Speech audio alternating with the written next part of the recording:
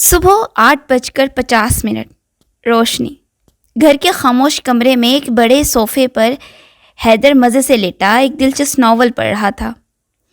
College سے سردیوں کی چھٹیاں تھیں اور مکمل فراغت ہونے کے باوجود وہ گھر والوں کے ساتھ گھومنے پھرنے نہیں گیا تھا۔ آخر گھر میں آرام سے ناول پڑھنے اور ٹی وی دیکھنے کا اپنا ہی مزہ ہے۔ ناول کی کہانی مختلف رخ اختیار کرنے کے بعد اب تیزی سے عروج کی طرف جا رہی تھی کہ اچانک دروازے کی گھنٹی زور سے بجی۔ حیدر ناول میں مگن رہا۔ اسے پتا تھا کہ سرونٹ کوارٹر سے رحیم بابا دیکھ لیں گے کہ باہر کون آیا ہے، مگر جب 2-3 مرتبہ گھنٹی بجی اور کسی نے دروازہ نہ کھولا تو حیدر تلملا کر اٹھا۔ آخر ضرورت کے وقت یہ لوگ کہاں غائب ہو جاتے ہیں اور اس وقت باہر کسی کو کیا تکلیف ہے؟ یہ سوچتے ہوئے وہ بے دلی سے اٹھا اور آ کر دروازہ کھول دیا۔ باہر ایک ادھیڑ عمر نوجوان کھڑا تھا۔ ہاتھ میں کچھ مزدوری کے اوزار تھے، بال بکھرے بکھرے سے تھے اور چہرے سے پریشانی عیاں تھی۔ حیدر نے اس کے حلیے پر مزید توجہ دیے بغیر سوالیہ لہجے میں پوچھا، جی؟ اب نوجوان اپنے چہرے پر عاجزی کا تاثر نمایاں کرتے ہوئے بولا، جناب میں بہت مشکل میں ہوں۔ جملہ سنتے ہی حیدر سمجھ گیا کہ اب فقیروں نے نیا روپ دھار لیا ہے اور وہ ایک لمبی دکھ بھری کہانی سننے کو تیار ہو گیا۔ اس نے جان چھڑانے والے انداز میں پوچھا، بھائی کون ہو اور کیا مسئلہ ہے؟ وہ جی میں غریب مزدور ہوں، کئی دنوں سے مجھے مزدوری نہیں ملی۔ حیدر نوجوان کے الفاظ پر خاص غور نہیں کر رہا تھا، بلکہ اس کے ذہن میں اس کے ابو کے الفاظ گھوم رہے تھے، بیٹا یہ لوگ سب جھوٹے اور فراڈ ہوتے ہیں، میری بچی سخت بیمار ہے، یہ سب نئے نئے طریقوں سے پیسے نکلواتے ہیں اور اس کے علاج کے لیے میرے پاس کچھ بھی نہیں ہے۔ آخر ہم اپنی محنت کی کمائی ان پر کیوں ضائع کریں؟ یہ ہمیں بے وقوف سمجھتے ہیں، خدا کے لیے میری مدد کریں۔ بیٹا ان کی ہوس کی کوئی حد نہیں، آج 1 روپیہ دو گے تو کل 2 روپے مانگیں گے۔ حیدر کو یقین تھا کہ دروازے پہ آنے والا ہر فقیر جھوٹا اور مکار ہوتا ہے، ان میں سے کوئی بھی ضرورت مند نہیں ہوتا۔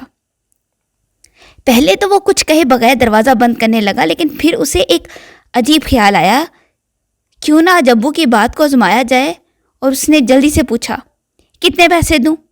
ایک لمحے کے لیے نوجوان کے چہرے پر حیرانی کے آثار نمودار ہوئے اور پھر اس کی آنکھیں چمک اٹھی۔ حیدر کا خیال تھا کہ یہ فقیر بے وقوف شکار کو دیکھ کر 100-200 روپے مانگ لے گا۔ صاحب خدا آپ کو ہمیشہ خوش رکھے، اگر 2-3 ہزار روپے مل جائیں تو میری بچی کے لیے چند دنوں کی دوائی کا انتظام ہو جائے گا۔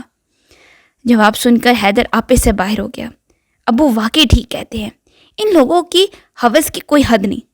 اور وہ جیسے پھٹ پڑا، تم لوگ ہمیں بے وقوف سمجھتے ہو، شرم نہیں آتی؟ 3,000 روپے مانگتے ہو، میں نے تمہارا ٹھیکہ اٹھا رکھا ہے؟ پیسے درختوں پر نہیں اگتے، محنت کرنی پڑتی ہے۔ یہ کہہ کر اس نے جیب سے چند سکے نکال کر نوجوان کو تھمائے اور حقارت سے بولا، یہ لو اور خدا کے لیے معاف کرو۔ نوجوان اپنی ہتھیلی پر پڑے سکوں کو شرمندگی سے تکرے لگا، جیسے دل ہی دل میں انہیں ملامت کر رہا ہو۔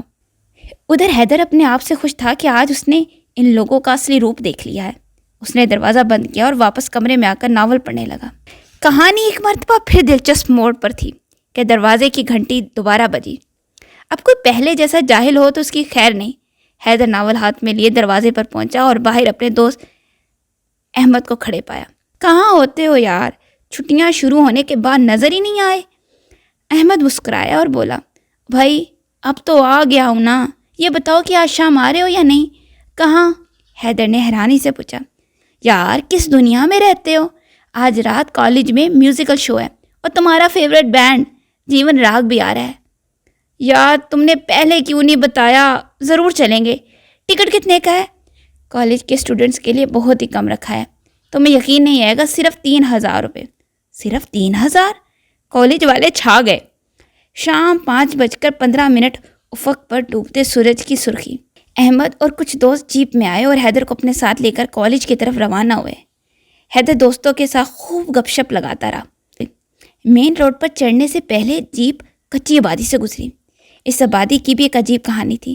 یہاں مختلف قسم کے لوگوں نے ڈیرے ڈال رکھے تھے، فقیر، بھنگی، غریب، مزدور، مہاجر۔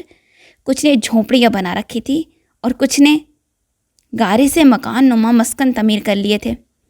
ڈیولپمنٹ اتھارٹی کئی مرتبہ انہیں یہ جگہ چھوڑنے کا حکم دے چکی تھی کیونکہ ان لوگوں نے سرکاری زمین پر ناجائز قبضہ کر رکھا تھا۔ انہی کچے مکانوں کے بیچوں بیچ ایک بے نام و نشان مکان میں ایک ننھی سی بچی چارپائی پر لیٹی سخت سردی اور بخار سے کانپ رہی تھی۔ اس کے سرہانے اس کی پریشان ماں بیٹھی تھی۔ گھر میں چند برتنوں، ایک گھڑے اور ایک چولہے کے علاوہ مزدوری کے چند اوزار تھے اور ایک کونے میں بے ترتیبی سے بکھرے ہوئے تھے۔ نوجوان اس گھر میں داخل ہوا، جیب سے چند سکے نکال کر عورت کے ہاتھ میں رکھے اور بولا، خدا کو جو منظور ہوگا وہی ہوگا۔ میں نے تم سے کہا تھا کہ میں کسی کے آگے ہاتھ نہیں پھیلا سکتا، مجھے دوبارہ مجبور نہ کرنا۔ اس نے بچی کے ماتھے پر ہاتھ رکھا، ننھے سے جسم کو چاٹتی بخار کی گرمی سے اس کی روح تک جا پہنچی۔ آخر خدا کو کیا منظور تھا؟ وہ کچھ دیر بچی پر نظریں جمائے کھڑا رہا اور پھر انتہائی بے بسی اور اضطراب کے عالم میں گھر سے باہر چلا گیا۔ رات 10:22۔ تاریکی۔ جیون راگ کا کنسرٹ زور و شور سے جاری تھا اور ہر گزرتے لمحے کے ساتھ بچی کا بخار تیز اور زندگی کا راگ مدھم پڑتا جا رہا تھا۔ رات کی ظلمت انتہائی شدت کو پہنچی۔ کنسرٹ کامیابی سے ختم ہوا اور اس کے تھوڑی دیر بعد بچی کا جسم ٹھنڈا پڑ گیا۔ ننھی جان کا ساز ہمیشہ کے لیے خاموش ہو گیا۔ نہ کسی نے دیکھا، نہ سنا، نہ پرواہ کی۔ خوش و خرم دوستوں سے بھری جیپ دھول اڑاتی کچی آبادی کے پاس پہنچی اور ان خاک نشینوں پر دھول اڑاتی ہوئی تیزی سے گزر گئی۔ آسمان سے کم جاری ہوا۔ فرشتے روتے ہوئے آئے اور معصوم روح کو لپیٹ کر اس صاحب عرش کے پاس لے گئے جس کی رحمت پر پلنے والی امیر آسائش اور انٹرٹینمنٹ کو اپنا حق اور زندگی کا اصل مقصد سمجھتے ہیں۔